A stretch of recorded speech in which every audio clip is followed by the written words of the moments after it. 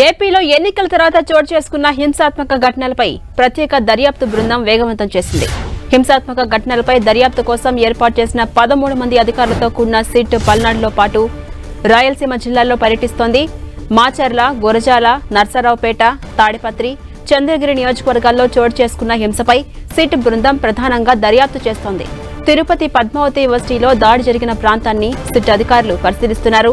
నానిపై దాడికి ఉపయోగించిన కత్తులు, రాడ్లు, ఇతర మారణాయుధాలను పరిశీలించారు. దాడి జరిగిన ప్రాంతంలో సీన్ రీక్రియేట్ చేసింది సిట్ బృందం.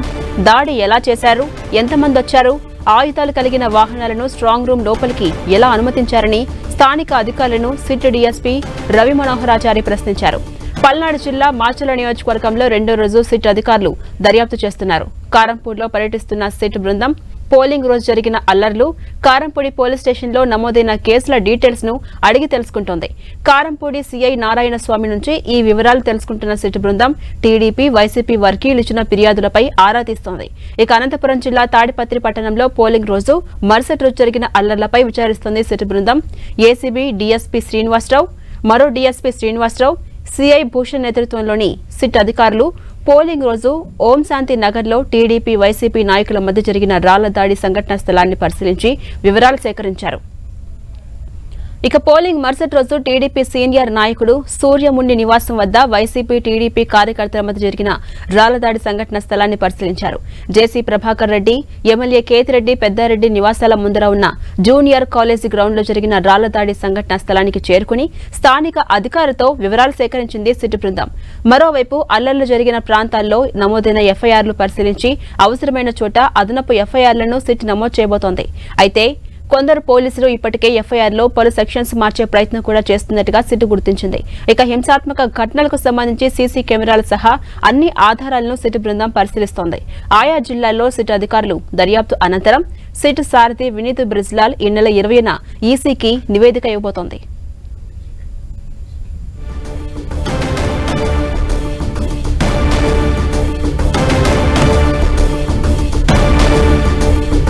ఇదే అంశంపై మరింత సమాచారం మా ప్రతినిధి జగదీష్ అందిస్తారు. జగదీష్, ఏపీలో సిట్ బృందం దర్యాప్తును వేగవంతం చేసింది. తాజా డీటెయిల్స్ ఏంటి? ఝాన్సీ రాణి అనంతపురం జిల్లా తాడిపత్రిలో పోలింగ్ రోజు అలాగే మరుసటి రోజు జరిగిన ఘటనలపై ఎన్నికల కమిషన్ సిట్ బృందాన్ని ఏర్పాటు చేసింది. ACB DSP Ongole ACB DSP Srinivasarao ఆధ్వర్యంలో మరో డీఎస్పీ శ్రీనివాసరావు అలాగే భూషణ్ సి ఆధ్వర్యంలో నిన్న రాత్రి 8 గంటలకు తాడిపత్రి చేరుకుంది సిట్ బృందం. అలాగే నిన్న రాత్రి వచ్చిన వెంటనే పోలింగ్ బూత్ వద్ద జరిగిన ఘర్షణ స్థలాన్ని పరిశీలించి అక్కడ ఏం జరిగింది, ఎవరెవరు అక్కడ ఘర్షణ పాల్గొన్నారు, రాళ్లు ఎవరెవరు ఊపుకున్నారు అనే విషయాన్ని విచారణ చేపట్టారు. అలాగే అనంతరం టీడీపీ సీనియర్ నాయకుడు సూర్యముని ఇంటి వద్దకు వెళ్లి అక్కడ కూడా ఘర్షణ ఎలా జరిగింది, ఎవరు ఘర్షణకు ప్రేరేపించారు, ఎక్కడ ఎవరేమి రాళ్లు వాడారు, కర్రలు వాడారు అనే విషయాన్ని కూడా పూర్తిగా విచారణ చేపట్టారు. అనంతరం రాత్రి జేసీ ప్రభాకర్ రెడ్డి అలాగే ఎమ్మెల్యే పెద్దారెడ్డి ఇంటికి మధ్యలో ఉన్న జూనియర్ కాలేజీ కళాశాలలో రాళ్ల దాడి జరిగిన ఘటన కూడా పరిశీలించారు. ఆ పరిశీలనలో రాళ్లు వేసుకున్నారా, ఇనుప రాళ్లతో కొట్టుకున్నారా అనే విషయాన్ని కూడా పూర్తిగా విచారణ చేశారు. అక్కడ స్థలంలో ఉన్న రాళ్లను కూడా ఈ రాళ్లన్నీ కూడా ఎక్కడి నుంచి వచ్చారు, ఆ సంఘటనకి అప్పటికప్పటికి రాళ్లు ఎక్కడి నుంచి తెచ్చారనే విషయాన్ని కూడా పోలీసులు అడిగి విచారణ చేస్తున్న పరిస్థితి కాబట్టి అనంతరం ఉదయం నుంచి కూడా రూరల్ పోలీస్ స్టేషన్లో పోలింగ్ రోజు అలాగే మరుసటి రోజు జరిగిన గొడవలు, టీడీపీ వైసీపీ మధ్య జరిగిన గొడవలకు సంబంధించి ఎఫ్ఐఆర్లు ఎవరెవరి మీద నమోదు చేశారు,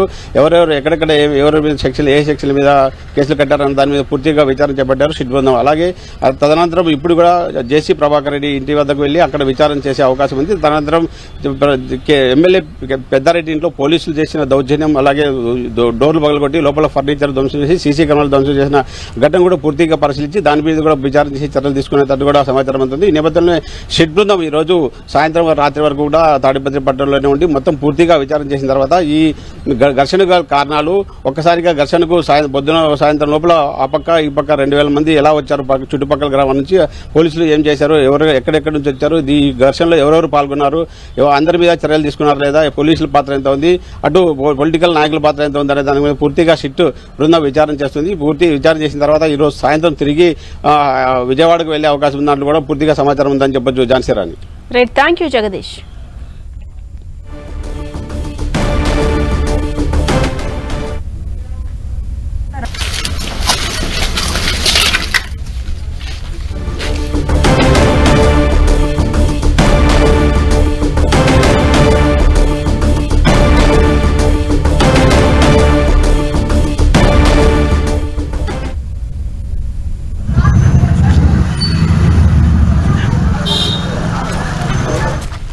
రోడ్లో కూడా లేదు.